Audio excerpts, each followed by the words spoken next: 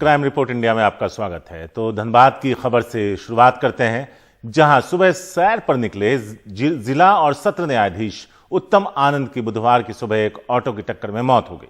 शुरुआत में लगा कि यह एक हादसा है, लेकिन जैसे ही घटना का सीसीटीवी फुटेज सामने आया, जिसके बाद मामले को हत्या के एंगल से भी देखा जा रहा है।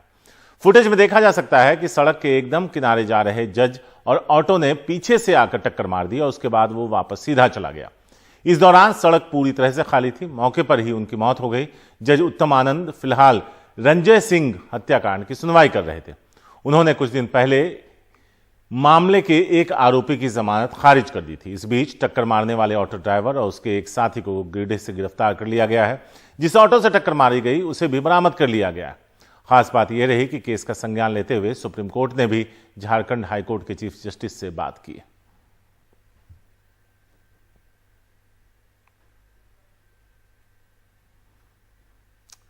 तो इन तस्वीरों से आप अंदाजा लगा सकते हैं कि एक बिल्कुल खाली सड़क और उस सड़क पर किनारे जा रहे जज साहब को ऑटो ने अपना रास्ता बदला, उन्हें पीछे से टक्कर मारी और सीधा निकल गया। और अब इस मामले में हत्या के एंगल से भी जांच की जा रही है कि क्या इसके पीछे कुछ और वजह है, क्या उस ऑटो ड्राइवर को किसी ने सुपारी दी या फिर ये सिर्फ एक हादसा है। कई तरह की बात सामने आ रही है। ये आपको जॉग करते हुए जज साहब नजर आ रहे हैं और पीछे से ये ऑटो आपको आता दिखेगा। उन्हें टक्कर मारा और वो चलता बना। वहाँ लेके गया तो मेरा भाई बोला कि कहाँ से आए? तो बोला हम आए पाथलडी से, तो हमको 80,000 लॉटरी लगा। और लॉटरी लगने के बाद हम यही गाड़ी लिए हैं और एक तो मोबाइल लिए।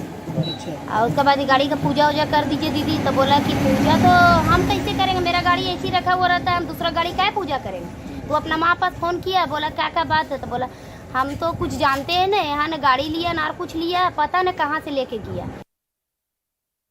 करीब 3:30 बजे हम उठे तो देखे टेम्पो गायब है। गाड़ी कहाँ रखते? गाड़ी बस यहीं पर रखते थे खड़ा। क्या बजे तक गाड़ी आप देखे? करीब हम लोग 11:30 बजे तक जगल थे, उससे में देखे। और अगल बगल कोई शहर में था क्या? अगल बगल सुते ना, मेरे पिताजी वहाँ सुते हैं। इसकी सूचना थाना को दी है?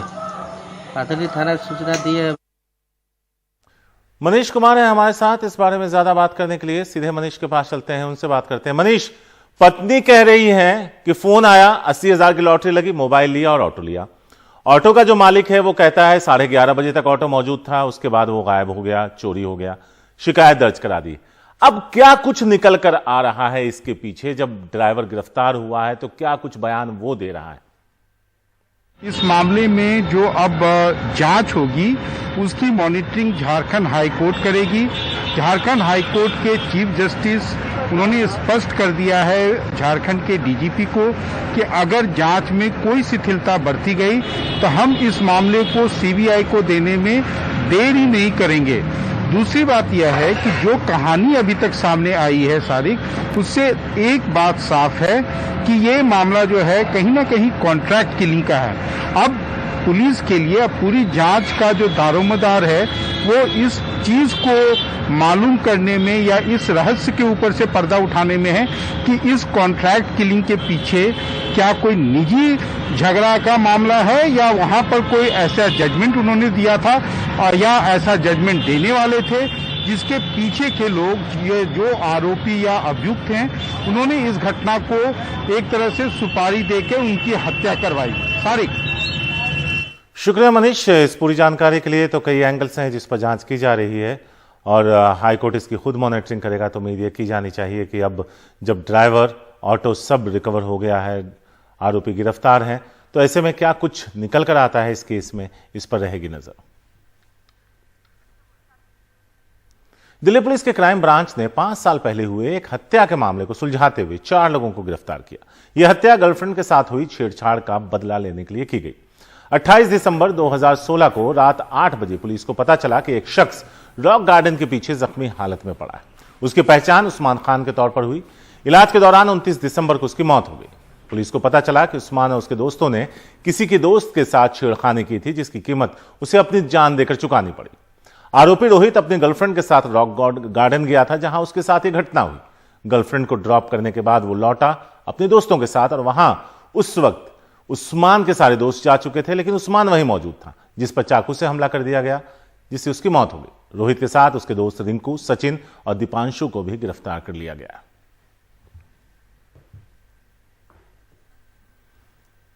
मुंबई के दहीसर में झगड़ा खत्म करने गए युवक की हत्या कर दी गई। दहीसर के धार खाड़ी इलाके में कुछ युवकों में झगड़ा हो रहा था। उन्हीं युवकों का एक परिचित जब झगड़ा सुलझाने पहुंचा तो उस पर ही हमला कर दिया गया।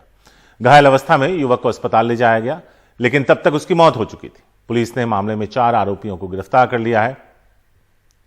वहीं मुख्य आरोपी गोविंद कुछ महीने पहले ही जेल से छूट कर आया था। मृतक सतीश दहीसर में एक प्राइवेट कंपनी में कुक का काम करता था।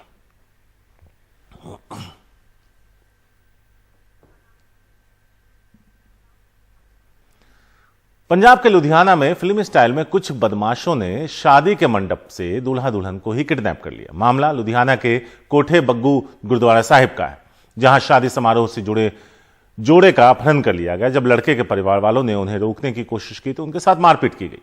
पुलिस गुरुद्वारे में लगे सीसीटीवी फुटेज खंगाल रही है। वहीं मामला प्रेम संबंध से जुड़ा बताया जा रहा है।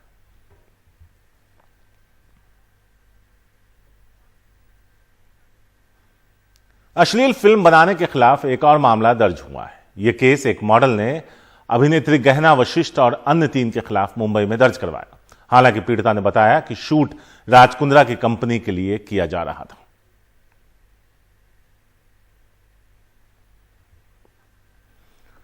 नोएडा थाना सेक्टर 20 की पुलिस और एसटीएफ ने एटीएम मशीन के सर्वर से छेड़छाड़ कर लाखों रुपए की धोखाधड़ी करने वाले गिरोह का पर्दाफाश किया। इस गैंग के सरगना के समेत 6 लोगों को गिरफ्तार किया गया। इनके कब्जे से करीब 19,000 नगद, 54 डेबिट कार्ड, 3 मोबाइल और 1 कार बरामद की गई। सबको जेल भेज दिया गया है। यह तरीका आरोपियों ने यूट्यूब से सीखा था। पैसा निकाल लेने के बाद भी वो सर्वर से इस तरह छेड़छाड़ करते थे कि कैंसिल का मैसेज आता था। फिर बैंक जाकर वो पैसा क्लेम कर लेते थे। ठगों ने 75% आरबीएल बैंक के एटीएम का इस्तेमाल किया। इस बैंक में दूसरे बैंकों की तरह पैसा वापसी के लिए एप्लीकेशन देने की जरूरत नहीं पड़ती थी। कहने भर से ही पैसा खाते में वापस आ जाता था। सिर्फ इसी बैंक को आरोपियों ने 22 लाख रुपए का चूना लगाया। पुलिस दूसरे बैंक से भी जानकारी जुटा रही है। मध्य प्रदेश के मंदसौर में जहरीली शराब पीकर मरने वालों की तादाद बढ़कर 7 हो गई। एसआईटी की टीम घटनास्थल पिपलिया मंडी पहुंचकर सारे तथ्यों की जानकारी जुटा रही है। तो यहां आपको बता दें कि अब तक 7 लोगों की मौत हो गई है और मध्य प्रदेश की अगर हम बात करें तो वहां इस तरह के मामले लगातार सामने आ रहे हैं।